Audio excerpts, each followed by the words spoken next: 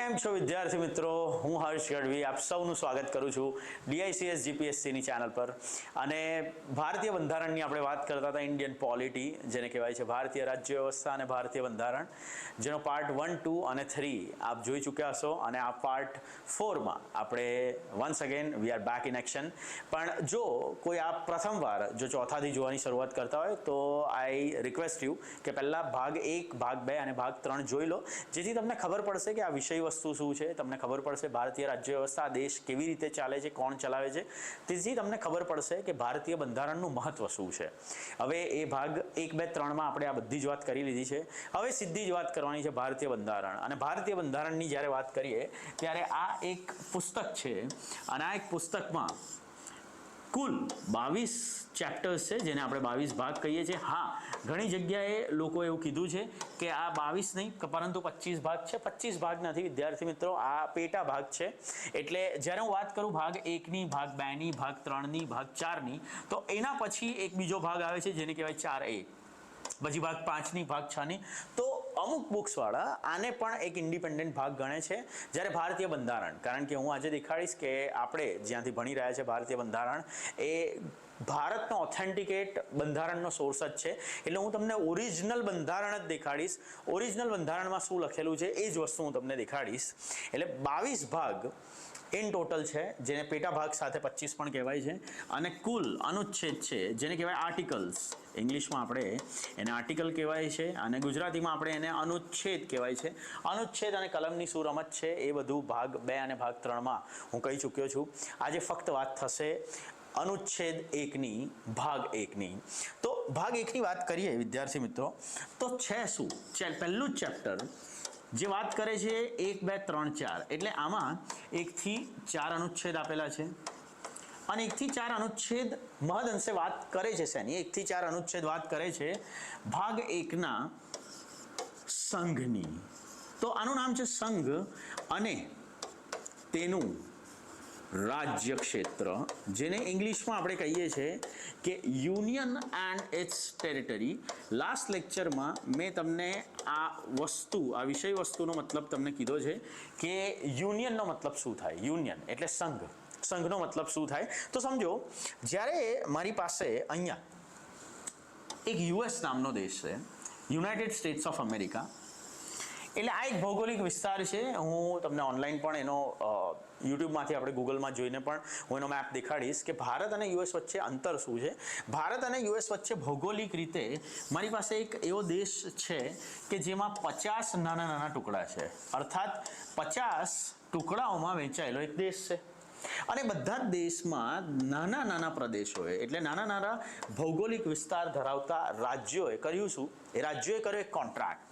એટલે જ્યારે યુએસની વાત કરો ને તો એક કરાર આધારિત ભૌગોલિક વિસ્તાર છે. એ કરાર આધારિત કેમ છે એની પણ વાત અમે ભૂતકાળના લેક્ચર્સમાં કરી છે કે US જેમાં બ્રિટિશ શાસન બહુ વધારે પડતું મહત્વ ધરાવે છે.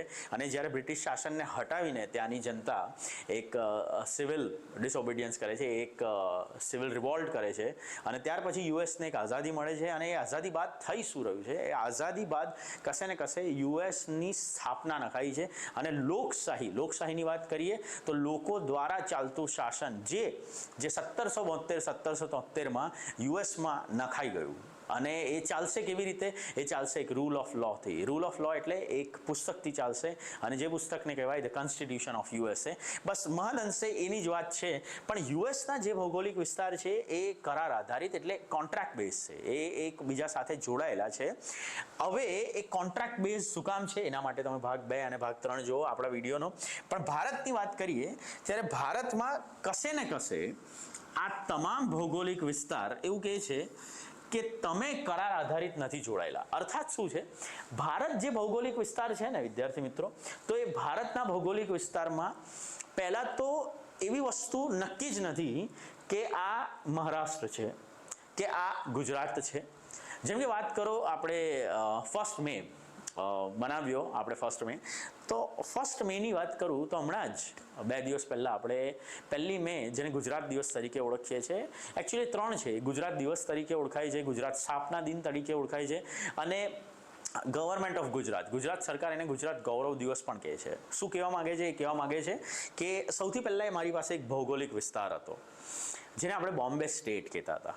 એ બોમ્બે સ્ટેટમાં મેં પાછળથી સૌરાષ્ટ્ર, કારણ કે સૌરાષ્ટ્ર એક અલગ ભૌગોલિક વિસ્તાર હતો, બોમ્બે સ્ટેટમાં હાલનું તળ ગુજરાત અને હાલનું મહારાષ્ટ્ર હતું, એમાં મેં સૌરાષ્ટ્રને પણ જોડ્યો, એમાં મેં કચ્છને પણ જોડ્યા, એટલે 2 નવા ભૌગોલિક પ્રદેશ જોડાયા. એ જ ભૌગોલિક પ્રદેશમાં મેં મધ્યપ્રદેશમાંથી થોડીક ગામડાઓની વ્યાખ્યા લીધી, એટલે મધ્યપ્રદેશમાંથી થોડો ભૌગોલિક વિસ્તાર લીધો અને હૈદરાબાદ, નિઝામનો જે છે હૈદરાબાદમાંથી થોડો ભાગ લીધો અને હવે બોમ્બે સ્ટેટનું એક નવું નામ પડ્યું બૃહદ મુંબઈ. પણ બૃહદ મુંબઈ અત્યાર સુધી અસ્તિત્વમાં નહોતું. એ બૃહદ મુંબઈ કશે ને કશે અસ્તિત્વમાં આવ્યું છે. 1956ની વાત છે. દેશ આઝાદ થઈ ગયો 1947માં, પણ 1956માં આવી રીતે એક ભૌગોલિક પ્રદેશ મારી પાસે આવ્યો. આગળ જઈને એ જ બૃહદ મુંબઈ 2 ભાગમાં વેચાય છે અને 1 મે 1960ના મને ગુજરાત મળે છે અને એમને મહારાષ્ટ્ર મળે છે. તો આ શું છે?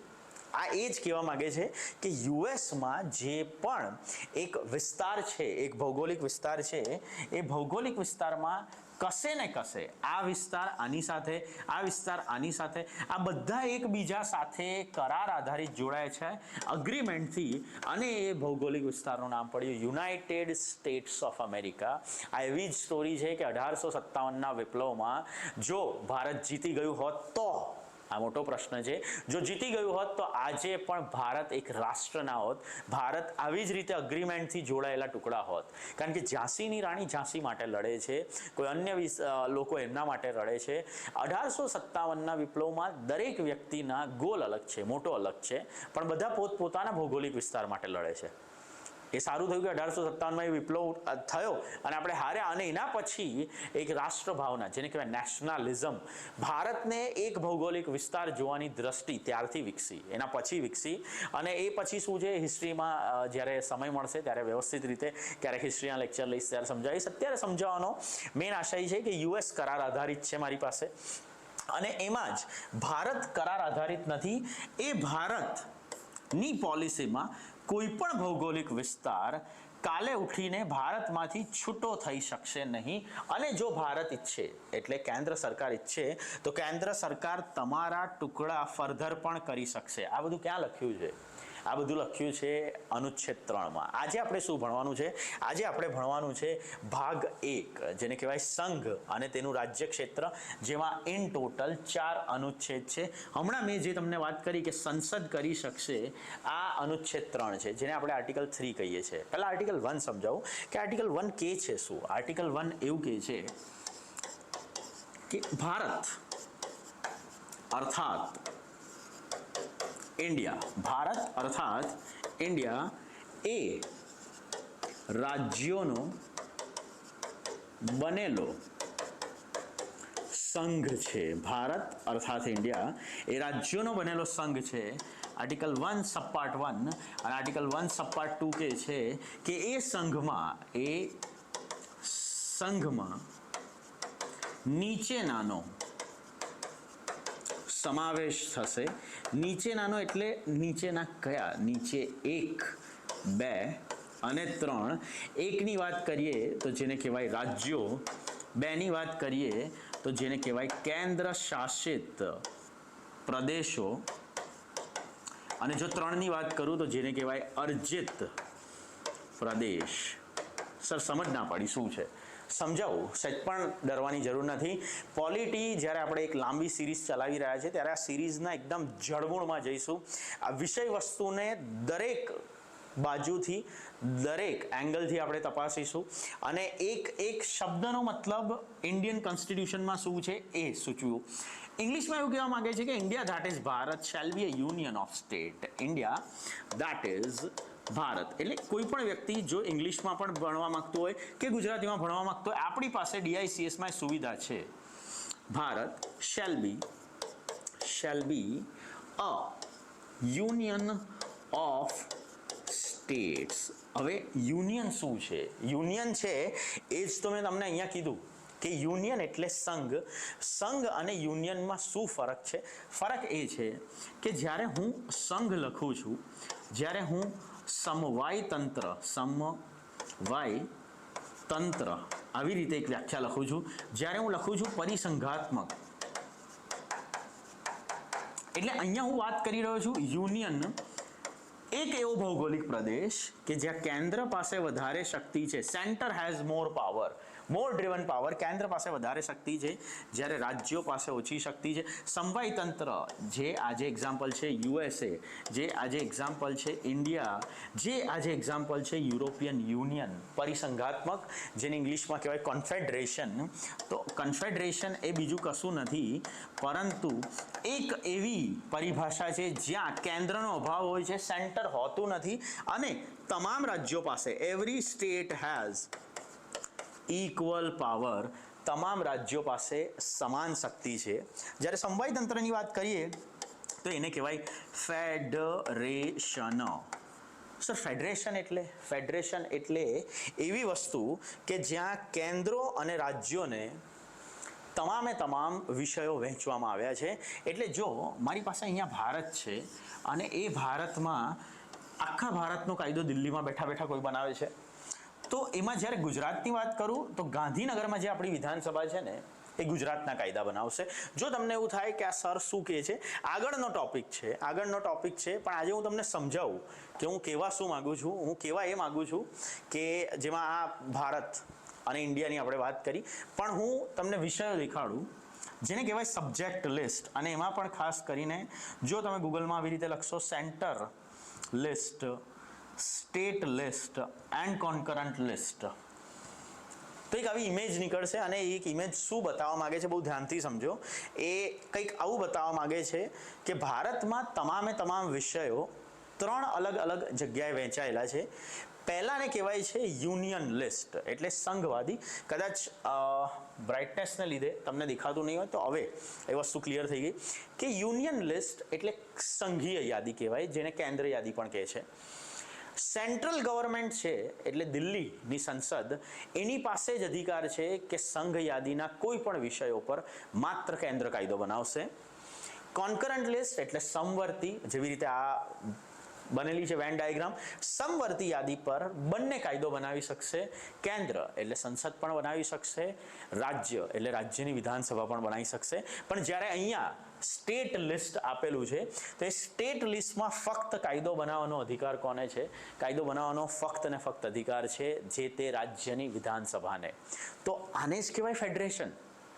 આને જ તો કહીશું કે એક ફેડરલ સ્ટ્રક્ચર કે જેમાં કેન્દ્ર શું કામ કરશે એને વસ્તુ વહેંચાયેલી છે, રાજ્ય શું કામ કરશે એને વસ્તુ વહેંચાયેલી છે. જો આપણે બંને કોન્ફ્લિક્ટમાં આવીશું તો આપણે બંને કયા મુદ્દા પર કાયદા બનાવી શકશું? તો આજે તમે જુઓ, ડિફેન્સ એટલે સંરક્ષણ વિશે કોઈ પણ કાયદા, કોઈ પણ વસ્તુની ખરીદી, કોઈ પણ રીતે ડિપ્લોયમેન્ટ, આ હંમેશા સંસદ નક્કી કરે અથવા કેન્દ્ર સરકાર નક્કી કરે. બેન્કિંગ પર કાયદો, ચલણ પર કાયદો. હવે ચલણ જો રાજ્યને આપ્યું હોય તો ભારતમાં 28 રાજ્યો અને 28 ટાઈપના ચલણ હોય, બહુ કન્ફ્યુઝિંગ સિચ્યુએશન ઊભી થાય.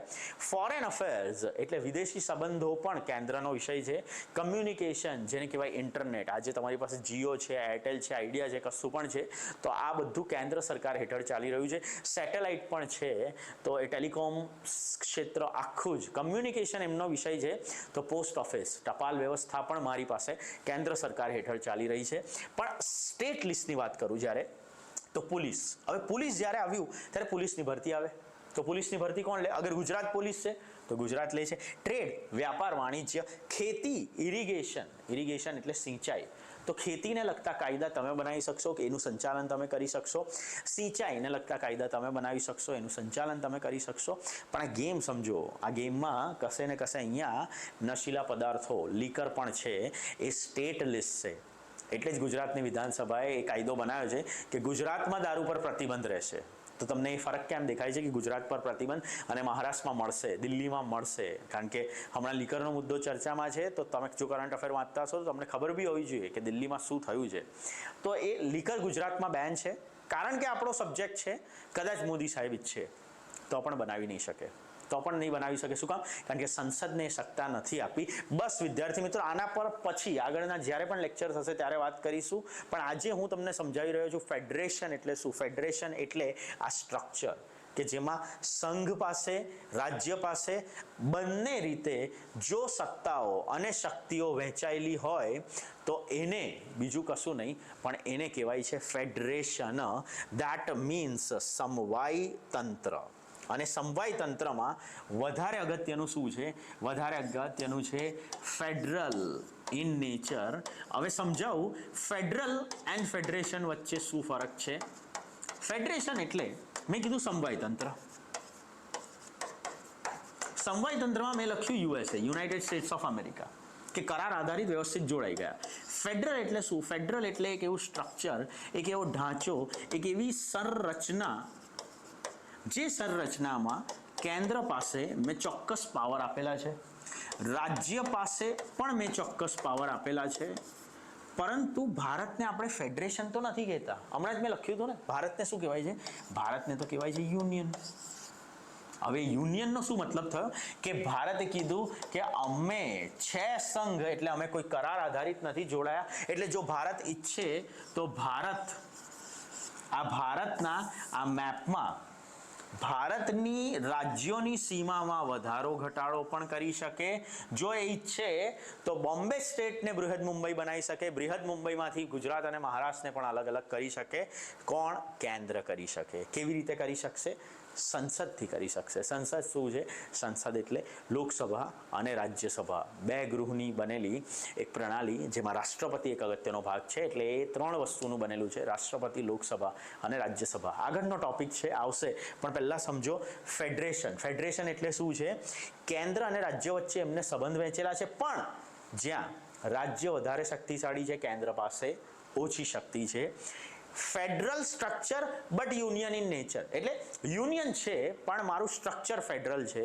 એટલે અમે સંઘવાદી પ્રણાલી રાખીએ છીએ, પણ હા, અમારી સમવાય તંત્રની ફોલોશિપ છે. એટલે સમવાય તંત્ર અમે ફોલો કરીએ છીએ, જેમાં કેન્દ્ર અને રાજ્ય વચ્ચે ચોક્કસ પ્રમાણે મેં શક્તિઓ વહેંચેલી છે. સમજ પડી? આ એ જ સ્ટોરી થઈ જે મેં લાસ્ટ લેક્ચરમાં કીધી હતી, કે એક બાજુ ભૂપેન્દ્ર પટેલ બેઠા હોય, એક બાજુ હું હોય, હર્ષ ગઢવી, અને બીજી બાજુ નરેન્દ્ર મોદી હોય, અને મેં તમને કીધું કે તમને જોબ જોઈએ છે. તમને જોબ જોઈએ છે તો કેવી રીતે આપણે લઈશું? કેવી રીતે આ જોબ લેવાશે જે ગુજરાત સરકારમાં જીપીએસસી હેઠળ તમે લેવા માંગો છો? તો એ જોબ એવી રીતે લેવાશે કે જ્યારે આ ત્રણમાંથી તમે કોઈ એકને પગે લાગો તો તમને જોબ મળી જશે. વિદ્યાર્થી શું કરશે તમને ખબર છે? વધારે પડતા લોકો નરેન્દ્ર મોદી પાસે જશે. જ્યારે હું એક શિક્ષક તરીકે એમને ભણાવી રહ્યો છું, તમારે ટેકનિકલી તો મને લાગવું પડે ને, પણ ના, તમે ના મને લાગશો ના સાહેબને લાગશો, તમે નરેન્દ્ર મોદી પાસે જશો. શું કામ? એ તમારો વાંક નથી. એ ભારતના ઘણા ખરા લોકોને એવું લાગે છે કે મોદી સાહેબ શક્તિશાળી છે કારણ કે એ દેશના પીએમ છે. સાચી વાત છે, સાચી વાત છે. સંઘવાદી પ્રણાલી, યુનિયન ઇન નેચર સૂચવે છે કે જ્યાં પણ યુનિયન શબ્દ આવ્યો અને એમાં રાજનીતિ, જેને રાજ્ય વ્યવસ્થા કહેવાય, એ પોલિટી જો યુનિયન બેઝ પર ચાલશે, સંઘવાદી પ્રણાલી પર ચાલશે, તો એ ફક્ત એ સૂચવે છે કે જે તે ભૌગોલિક વિસ્તારમાં કેન્દ્ર પાસે વધારે શક્તિ છે અને રાજ્ય પાસે ઓછી શક્તિ છે. પણ અનુચ્છેદમાં શું કીધું હતું? સર, અનુચ્છેદ તો એવું કહેતો હતો કે મારી પાસે આજે બે નામ છે. તો સર, ભારતના બે નામ કેમ છે? ભારત અર્થાત ઇન્ડિયા, આવું તમે લખ્યું ને, તો આ શું કહેવા માંગે છે સર? સમજાવું. ભારત અર્થાત ઇન્ડિયા શું કામ? પહેલા તો નામની ઉત્પત્તિ ક્યાંથી થઈ? આ નામ ક્યાંથી આવ્યા? ઘણા લોકો કહે છે કે આ ભરત રાજા પરથી આવ્યા, ઘણા લોકો કહે છે ભરત વંશ પરથી આવ્યા, જેના રાજાનું નામ હતું ભારત. આ ઋગ્વેદમાં પણ આનો ઉલ્લેખ થયો છે, જેને કહેવાતું હતું ભારત વર્ષ. તો હા, આ બધાનું સમન્વય છે. કોઈ પ્રૂવન થિયરી નથી કે કોઈ કહી જ શકે કે આ શબ્દની ઉત્પત્તિ થઈ હતી ક્યાંથી. તો આ શબ્દમાં અલગ અલગ બે ત્રણ થિયરી છે, આપણે બધી જ લઈને ચાલવાની છે. કે કોઈ જગ્યાએ ભારત વંશ હતો, ભારત કુળ હતું, જે આગળ જઈને ભારત વંશીઓ કહેવાયા અને ત્યાંથી આ નામ પડ્યું ભારત. કોઈ એક સ્થળે જ્યારે ભારત નામનો રાજા છે ત્યાંથી આમ નામ પડ્યું. હવે જ્યારે હિસ્ટ્રી ભણાવીશ ત્યારે ડિટેલમાં ભણાવીશ. અત્યારે પોલિટી સબ્જેક્ટ છે એટલે હું ખાલી ઉત્પત્તિ તમને સમજાવું. અને ઋગ્વેદમાં લખ્યું છે કે ભારત વર્ષ, આ નામ વારંવાર ઉલ્લેખિત છે. એક ચોક્કસ ભૌગોલિક વિસ્તારની વાત કરે છે. પણ ઇન્ડિયા નામ ક્યાંથી આવ્યું? હેરોડોટસ. ઇન્ડિયા નામ ક્યાંથી આવ્યું? 6ઠ્ઠી સદીની આસપાસ. સદી એટલે શું? સદી એટલે બીજું કંઈ નહીં, પણ જ્યારે આ એક ટાઈમલાઈનમાં હું અહીંયા આજે ભણી રહ્યો છું 2024માં, અને અહીંયા હું 0 લખું, ઈસુ ખ્રિસ્તનો જન્મ, અને અહીંયા 1 લખું, 2 લખું, 3 લખું, 4, આવી રીતે 2024 સુધી આવું, તો આ શું છે? આ મારા ઈસવીસન છે. અહીંયાથી જ્યારે હું માઇનસમાં જઉં છું, -1, -2, -3, તો આ શું છે? આ મારા ઈસવીસન પૂર્વે છે. ઇંગ્લિશમાં લખવાવાળા લખતા હશે આને એક કોમન એરા કહેતા હશે, સી કહેતા હશે, અને આને એક BCE આવી રીતે પણ એ લોકો કહેતા હશે. બસ બંને સેમ જ છે. પણ આ 6ઠ્ઠી સદીની આસપાસ ગ્રીક શાસન, અને ત્યાં ભારતને ઇન્ડિયા તરીકે ઉલ્લેખ થાય છે. અને ઇન્ડિયા પણ નહીં, પણ ઉલ્લેખ કંઈક આવી રીતે થાય છે કે ઇન્ડસ નદીની આજુબાજુ રહેતા લોકો શું કહે છે? એવું કહે છે કે આ એક નદી છે જેને આપણે ગુજરાતીમાં શું કહીએ છીએ? જેને ગુજરાતીમાં કહીએ છીએ સિંધુ નદી, એટલે ઇન્ડસ રિવર. અને ઇન્ડસ રિવરની આજુબાજુ છે આપણે કહીએ છીએ સિંધુ ખીણ સભ્યતા, ઇન્ડસ વેલી સિવિલાઇઝેશન. એ યાદ છે કે ઇન્ડસ રિવરની આજુબાજુ, ઇન્ડસ નદીની આજુબાજુ રહેતા લોકો આ કોણ છે? ઇન્ડિયન્સ. ઇન્ડસ જે વર્ષો પહેલાં ઇન્ડસિયન કહેવાયા, અને આગળ જતાં અપભ્રંશ થતાં ઇન્ડિયા એઝ અ કન્ટ્રીનું નામ પડ્યું. અને મોડર્ન હિસ્ટ્રી પણ કશે ને કશે 17મી 18મી સદી જ્યારે બ્રિટિશર ભારતમાં હતા ત્યારે આ નામનો ઉલ્લેખ વારંવાર થયો, અને એમને આ ભૌગોલિક વિસ્તારને ઇન્ડિયા કીધો.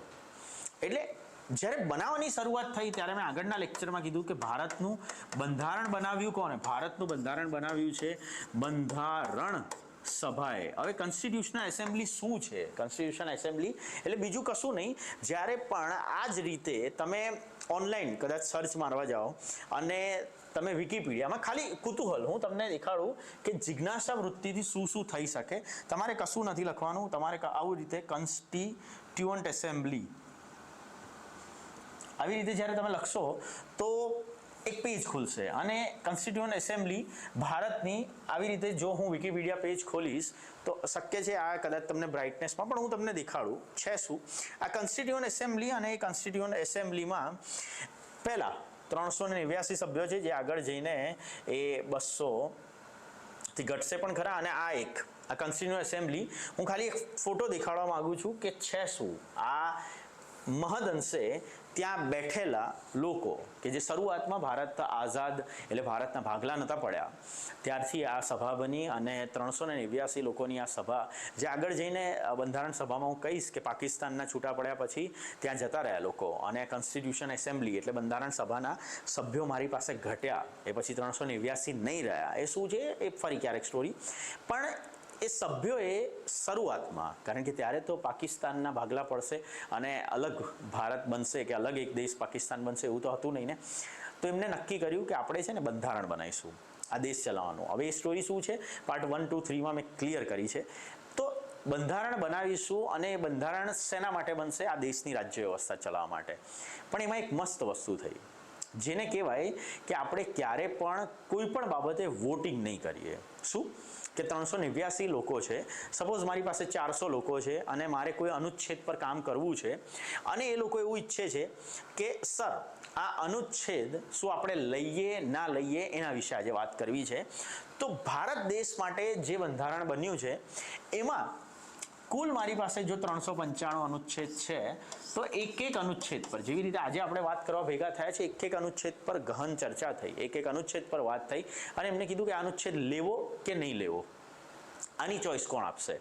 તો કે આપણે વોટ કરીએ. તો કે ના, વોટ કરીશું એટલે શક્ય છે કે મારી પાસે જો આજે 400 મેમ્બર હોય તો 400માંથી એક બાજુ 201 થઈ જાય, જેને કહેવાય 50% +1. આગળ જઈને સમજાવીશ કે સિમ્પલ મેજોરિટી પણ છે, 50% +1. 51% ના લખતા 50% + 1 સદસ્ય એટલે 201 છે, અને બીજી બાજુ મારી પાસે 199 છે. તો જે 201 લોકો કહેશે એ થશે આજે? હા, ડેફિનેટલી એ થશે. પણ 199 જે નથી ઈચ્છતા આ અનુચ્છેદ કે આ જોગવાઈ ભારતના બંધારણમાં, એ શું કરશે? એ યાદ રાખશે, એ અદાવત રાખશે, અને નેક્સ્ટ ટાઈમ જ્યારે તમે કોઈ વસ્તુ કરવા માગશો ત્યારે એ ગ્રુપ ભેગું થશે અને એ વસ્તુ નહીં થવા દે. તો એમને કીધું કે આ એક લાંબો પ્રોસેસ છે, અને આપણે આમાં આપસી સહમતિ, સર્વ સહમતિ રાખીને ચાલીએ. નો વોટિંગ આપણે સહેમતિ રાખીએ, બધાની વાત માનવામાં આવશે. જો નહીં મનાય એવી હોય તો એના પર ચર્ચા થશે. એ શું કામ હોવું જોઈએ, એ જોગવાઈ શું કામ હોવી જોઈએ, આના પર આપણે ચર્ચા કરીશું. બસ એ ચર્ચામાં જ અટક્યા કે ઇન્ડસ પરથી એક નામ આવ્યું ઇન્ડિયા, અને ભારત વર્ષ પરથી એક નામ આવ્યું ભારત. આપણા દેશનું નામ શું રાખવું, શું રાખીએ આપણા દેશનું નામ? ભારત રાખીએ કે ઇન્ડિયા રાખીએ? હવે આ ચર્ચામાં એક ગ્રુપ ભારતવાળું પડ્યું, એક ગ્રુપ ઇન્ડિયાવાળું પડ્યું. એકદમ જ એક જાણકાર માણસ, જે કોણ છે, જો તમને ખબર હોય તો કમેન્ટ ડાઉન બિલો. ના ખબર હોય તો નેક્સ્ટ લેક્ચરમાં હું કહું છું કે બંધારણ સભામાં એમને એવું આવીને કીધું કે આ બધામાં વિશ્વયુદ્ધ કેવી રીતે ભૂલાય. વિશ્વયુદ્ધ કેવી રીતે ભૂલાય એટલે વિશ્વયુદ્ધની વાત કરીએ ને તો આખા દુનિયામાં બે મેઇન વિશ્વયુદ્ધ એટલે બે જ છે. પણ શું કામ અગત્યના? કારણ કે પહેલું વિશ્વયુદ્ધ થયું એટલે બે બાજુ મારી પાસે એક પાર્ટી છે કે એક આ સંગઠન છે જેમાં મારી પાસે 4, 5, 15 દેશ છે. બીજું આ સંગઠન છે જેના મારી પાસે અમુક જૂથ છે લડવાવાળા. હવે આ રાષ્ટ્રો જ્યારે આ તપાસમાં ઊંડાણપૂર્વક જો એ વિચારશે ને ત્યારે એમને વિચાર્યું કે સાલું વિશ્વયુદ્ધ પતી ગયું, આપણને વ્યક્તિગત રીતે શું ફાયદો? શું જર્મની પહેલાં આટલું હતું એટલું થઈ ગયું? જો જાપાનનો ભૌગોલિક વિસ્તાર આટલો હતો એ મોટો થઈ ગયો? શું કોઈની નામના બહુ વધી ગઈ? ના, એવું કશું નથી. વિશ્વયુદ્ધ કરતાં લડતા જે સંગઠનો થાક્યા અને પછી ડિસાઈડ કર્યું કે હવે નથી લડવું, હવે હાર માની લઈએ. બસ આ એ જ સ્ટોરીની વાત થઈ રહી છે કે પહેલું વિશ્વયુદ્ધ થયું અને એની સાથે સાથે થોડા સમય પછી બીજું વિશ્વયુદ્ધ થયું. એટલે જ્યારે પહેલા વિશ્વયુદ્ધની વાત કરું તો મારી પાસે એક સમય આવે છે 1914 વાળો. બીજું વિશ્વયુદ્ધ છે તો મારી પાસે એક સમય આવે છે 1939 વાળો. બસ આ સ્ટોરી યાદ રાખો કે પ્રથમ વિશ્વયુદ્ધ પછી મારી પાસે છે ને એક સંસ્થા બની. આ સંસ્થા છે એની છે, આ સંસ્થા છે વિશ્વમાં શાંતિ જાળવવાની સંસ્થા. શાંતિ એટલે શું? that is an organization which will help you to maintain the peace all over the world. આખા વિશ્વમાં શાંતિ જાળવવા માટે એક સંસ્થા બની છે અને જે સંસ્થાનું નામ છે જે પહેલા વિશ્વયુદ્ધ પછી બની, જેને કહેવાય league of nation. League of nation, જેને ગુજરાતીમાં પણ ઘણી બુક્સમાં આવી જ રીતે લખ્યું છે લીગ ઓફ નેશન. શું કામ? કારણ કે આ નામ છે વાલા વિદ્યાર્થી મિત્રો, આ નામ છે. બીજા વિશ્વયુદ્ધ પછી મારી પાસે કઈ સંસ્થા બની? બીજા વિશ્વયુદ્ધ પછી મારી પાસે એક અલગ સંસ્થા બની. શું કામ? કારણ કે આ સંસ્થાનું એક જ કામ હતું. આ સંસ્થાનું કામ હતું વિશ્વમાં શાંતિ જાળવવી, પણ તમે એ શાંતિ જાળવી નહીં શક્યા. પ્રથમ વિશ્વયુદ્ધના અંત પછી બનેલી સંસ્થા પણ શાંતિ જાળવવામાં નિષ્ફળ રહી, એટલે મારી પાસે બીજું વિશ્વયુદ્ધ થયું. અને બીજા વિશ્વયુદ્ધ પછી પણ સેમ જ પ્રશ્નો કે શું કોઈના પૈસા વધ્યા? ના. કોઈની નામના વધી? ના. શું કોઈ દેશની ભૌગોલિક વિસ્તાર મોટી થઈ ગઈ? રશિયા પહેલા નાનો હતો, આજે મોટો થઈ ગયો? ના. એ USSRની નામના વધી? ના. તો શું કામ આ ઝઘડા છે? શું કામ આ વિશ્વયુદ્ધ આપણે કરીએ છીએ? વિશ્વમાં શાંતિ જાળવો. અને હવે પહેલી બનેલી જે સંસ્થા હતી એને પહેલા તાળા મારો. લીગ ઓફ નેશને કંઈ જ નથી કર્યું, એક નિષ્ફળ સંસ્થા છે. કારણ કે શાંતિ જાળવવાની વાત હતી છતાં વિશ્વયુદ્ધ થયું. તો આને બંધ કરો અને એક સંસ્થા બનાવો જેને કહેવાય UN, યુનાઇટેડ નેશન, જેને ગુજરાતીમાં કહેવાય સંયુક્ત રાષ્ટ્ર. અને આ સંયુક્ત રાષ્ટ્રની સ્થાપના ક્યારે થઈ? જ્યારે વિશ્વયુદ્ધ 1939 થી લઈને 1944માં ખતમ થાય છે, એટલે 30 ઓક્ટોબરની આસપાસ 1945નો આ સમય, અને 1945 એ ભારતની આઝાદી પહેલાનો સમય છે, 1947 પહેલાનો સમય છે. અને ત્યારે સંયુક્ત રાષ્ટ્રોમાં લિસ્ટ ઓફ કન્ટ્રીઝ એટલે એવા રાષ્ટ્રોએ હસ્તાક્ષર કર્યા અને રાષ્ટ્રોએ કીધું કે આજથી અમે પણ સંયુક્ત રાષ્ટ્રના એક ભાગીદાર છે. અને ભારત શું કામ? કારણ કે 1947 પહેલા આ જ ભારત પર રાજ કરતા હતા બ્રિટિશ સત્તાવાળા, અને ક્યારેય ભારતને ભારત નહોતા બોલતા, એ ભારતને કહેતા હતા India. That is India. Modern history, modern English, Europe, Greek, Herodotus, મેં હમણાં જ કીધું કે એ લોકો આ ભૌગોલિક વિસ્તારને ઇન્ડિયા તરીકે ઓળખતા હતા. અને ત્યાંથી જ આ યુએનમાં પણ એક હસ્તાક્ષર નોંધાયા જેને કહેવાય ઇન્ડિયા. તો હા, બંધારણ સભામાં તો સાઈડ બાય સાઈડ એ ચર્ચા હતી જ. એક જૂથ હતો જે ઇન્ડિયા નામ રાખવા માંગતો હતો, એક જૂથ હતો કે જે ભારત નામ રાખવા માંગતો હતો, કારણ કે ભારત એક પૌરાણિક નામ છે. પણ એમાં જ્યારે આ યુનાઇટેડ નેશનના મેમ્બરશિપની વાત આવે, જ્યારે આંતરરાષ્ટ્રીય ઓળખની વાત આવે, ત્યારે આંતરરાષ્ટ્રીય દુનિયાના તમામ દેશ ભારતને એઝ એન ઇન્ડિયા ઓળખતા હતા. પણ હા, મારી લાગણી કશે ને કશે એ મારા પુરાણો જોડે, મારી પૌરાણિક ભાષા જોડે, મારી હિન્દી ભાષા જોડે જોડાયેલી હતી. તો મારી ઈચ્છા હતી કે આ દેશનું નામ ભારત રહે. અને બંધારણ સભામાં કારણ કે વોટિંગની સિસ્ટમ નથી, સર્વસહેમતિ હતી. મસ્ત શું છે, ભારતમાં છેલ્લે કશું ના હોય તો જુગાડ તો હોય ને હોય. અને જુગાડ આવ્યો, દેટ મીન્સ શું, ભારત અર્થાત ઇન્ડિયા એ રાજ્યોનો બનેલો સંઘ રહેશે. હવે સંઘ એટલે શું કે આ એક એવો દેશ છે કે જેના 2 ઓફિશિયલ નામ છે. અને સંઘ દેટ મીન્સ જ્યાં મોદી સાહેબ વધારે પાવરફુલ છે, ભારત અર્થાત ઇન્ડિયા. બસ આ આર્ટિકલ 1 નો સબપાર્ટ 1 આપણો પૂરો થયો કે ઇન્ડિયામાં જ્યારે હું આ બુક બનાવી છે, આ બુકમાં પહેલો અનુચ્છેદ લખ્યો છે. મેં આ બુક ખોલી અને પહેલો નિયમ વાંચ્યો.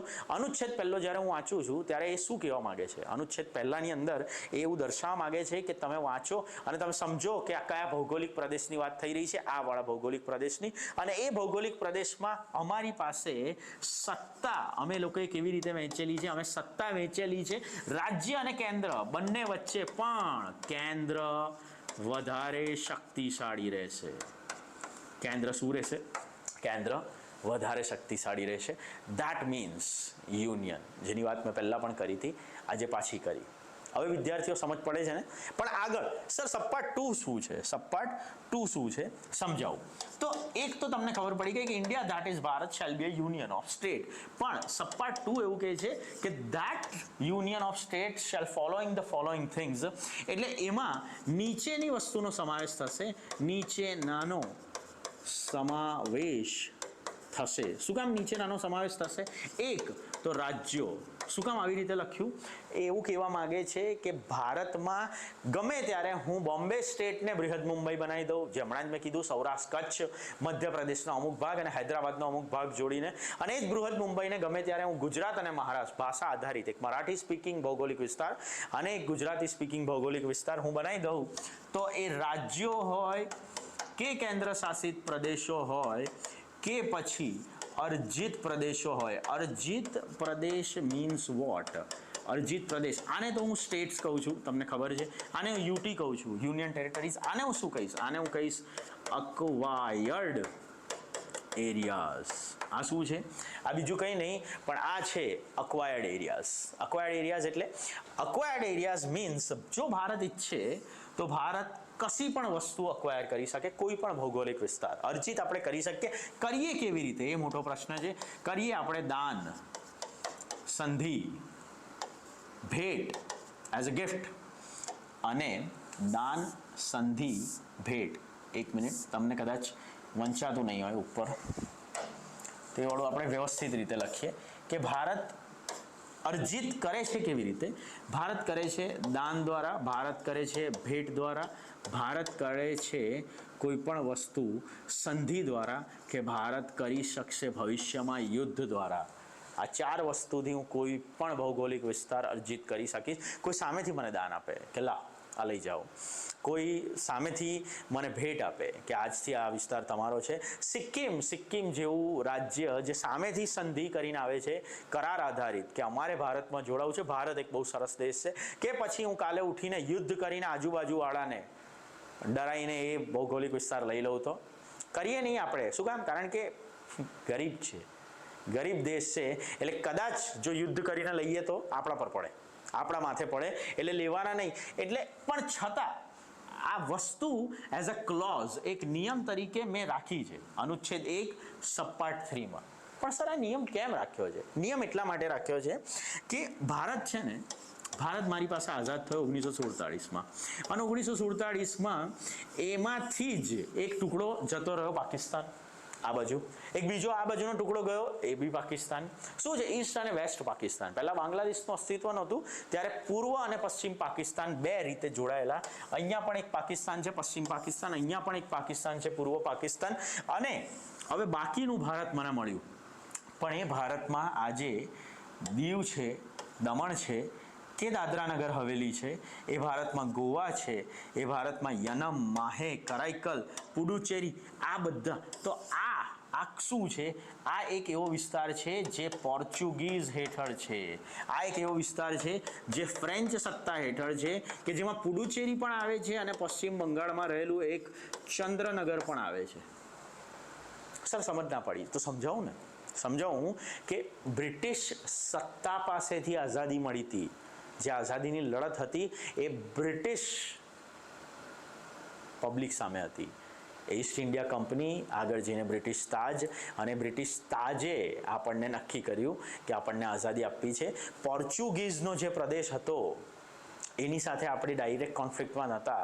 ફ્રેન્ચનો જે પ્રદેશ હતો એની સાથે આપણે ડાયરેક્ટ કોન્ફ્લિક્ટમાં નહોતા, એટલે એ પ્રદેશ આપણને મળ્યા નથી. અને આગળ જતા તમને જાણવા મળશે કે એને કહેશે the pimple on the check, કે સાલો આ ખીલ છે ગાલ પર રહેલો. કોણ? આ ઝંડો એમનો.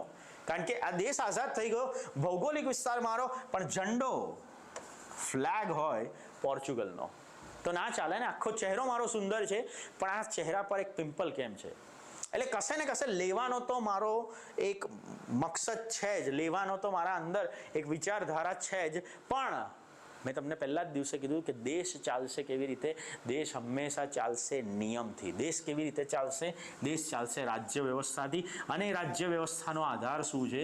એ રાજ્ય વ્યવસ્થાનો આધાર આ પુસ્તક છે જેને કહેવાય ઇન્ડિયન કોન્સ્ટિટ્યુશન. તો બુકમાં તો કશે ને કશે આ નિયમ લખવો પડે ને. તો બસ બુકમાં એ જ લખી દીધું કે ભારત અર્થાત ઇન્ડિયા એ રાજ્યોનો બનેલો સંઘ રહેશે, અને એ સંઘમાં નીચેની વસ્તુનો સમાવેશ થશે જેને કહેવાય રાજ્યો, જે હાલ છે 28, જેને કહેવાય કેન્દ્ર શાસિત પ્રદેશો, જે હાલ છે મારી પાસે 8, અને અર્જિત પ્રદેશો કે જે હું કોઈ પણ દાન, ભેટ, સંધિ, યુદ્ધ દ્વારા લઈ શકું. શું તમને તમારામાંથી કોઈને ખબર છે દાન અને ભેટ વચ્ચે શું અંતર છે? એઝ અ ડોનેશન કોઈ વસ્તુ મળે અને એઝ અ ગિફ્ટ મળે, એના વચ્ચે શું અંતર છે? જો ખબર હોય તો તમે કમેન્ટ ડાઉન બિલો. જો ના ખબર હોય તો weight for the next lecture. Next લેક્ચરમાં આવીને હું કહીશ. આ ફર્સ્ટ અનુચ્છેદ આપણો કશે ને કશે મહદઅંશે ખતમ થઈ ગયો છે. આ હું એક અલગ જગ્યાએથી લેક્ચર લઉં છું, એટલે શક્ય છે કે હું ઓરિજિનલ કોન્સ્ટિટ્યુશન આજે નથી દેખાડી શકતો, પણ નેક્સ્ટ લેક્ચરમાં આઈ પ્રોમિસ કે તમે પણ ઓરિજિનલ કોન્સ્ટિટ્યુશન ભારતનું ગુજરાતીમાં હોય, હિન્દીમાં હોય કે ઇંગ્લિશમાં તમે પણ ડાઉનલોડ કરી રાખો, અને હું પણ અહીંયા સાથે સાથે ડાઉનલોડ કરીને લઈને આવું છું.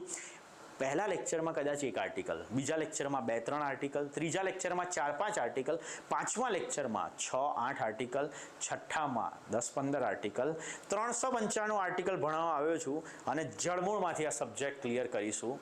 બસ આ જોતા રહો વિષય, આ આખી સિરીઝ ફોલો કરતા રહો.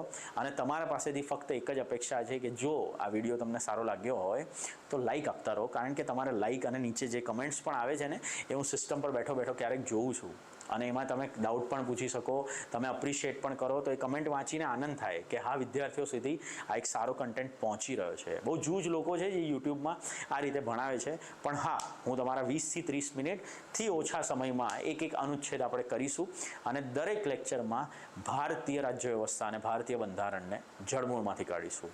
બસ આપ જોતા રહો અને જોડાતા રહો DICSની GPSC ચેનલ પર, અને બસ લાઈક, શેર, સબસ્ક્રાઇબ. મારું નામ છે હર્ષ ગઢવી. મળીએ નેક્સ્ટ પાર્ટમાં. Bye, see ya, have a nice day guys.